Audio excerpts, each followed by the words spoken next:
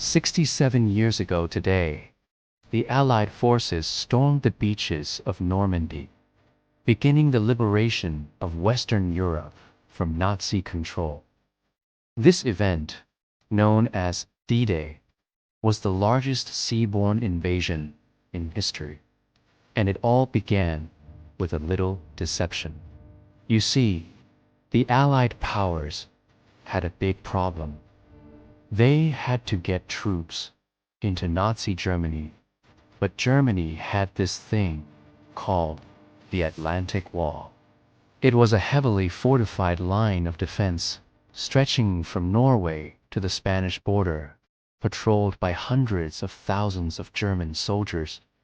Getting through it would be nearly impossible, or so everyone thought. But one man had an idea. His name was General George Patton, and he wanted to invade France, not at its most fortified border, but at its most open coastline, the beaches of Normandy. The only problem was getting the men there without the Germans knowing.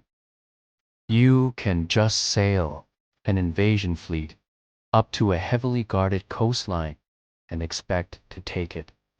So Patton and the other generals devised a plan. They would create a fake army group, place it on the coast of southeastern England, and then send in a massive feint, a diversionary attack to fool the Germans into thinking that's where the real invasion would be. Meanwhile, they'd move the actual invasion force down the coast to Normandy and surprise the Germans, or at least that was the plan. But on June 6, 1944, things didn't exactly go according to plan. For starters, the weather was absolutely terrible. Storms had sunk in across the English Channel, making for some of the roughest seas in history. Many of the ships carrying troops and supplies were actually cancelled due to the weather, leading to shortages of men and material on D-Day. Then there was the question of the tides. The Allied forces needed to land during low tide in order to catch the Germans off guard.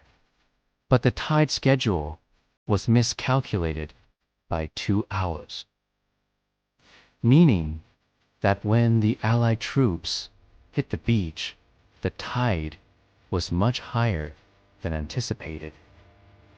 This made it harder for the men to move around and also led to many casualties. There was also the small matter of the Allied troops being attacked by both the British and Canadians.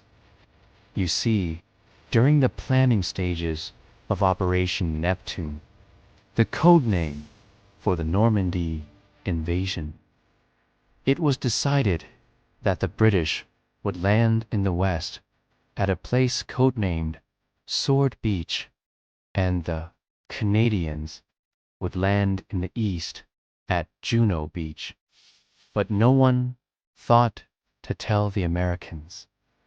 So when American troops landed in the easternmost section of Utah Beach, they were promptly attacked by Canadian artillery.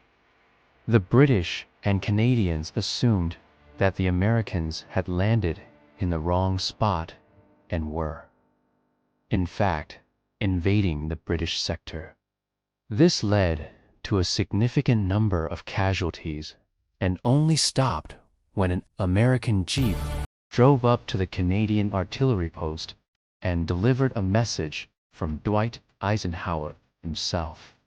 Of course, perhaps the biggest surprise of D-Day was that the Germans weren't expecting an invasion at all. See, the entire point of the Atlantic Wall was to keep the Allies out of Germany. And up until June 1944, they'd done a pretty good job of it. In fact, the last major Allied offensive on the Western Front had been the Battle of France, which ended in 1940 with the collapse of the French army and the fall of Paris. Since then, the Allies hadn't even managed to make it into southern France. So the Germans assumed that any large-scale invasion would happen further north, near the Dutch port of Antwerp. There were even rumors circulating among the German troops that the Allied invasion force was growing, so desperate that they might try to land in the middle of the North Sea. And that's exactly what the Germans were expecting when Hitler convened a war room meeting on June.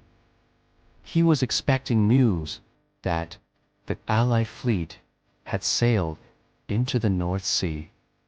Instead, he got word that the Allied fleet was sailing into the English Channel. By the time the message reached him, it was too late to do anything about it. The Allied fleet had already sailed past the coast of France and was heading straight for the beaches of Normandy. What happened next would change the course of World War II forever. Do you want to know more about the events that led up to D-Day? Check out our series, D-Day, The Last Battle, now.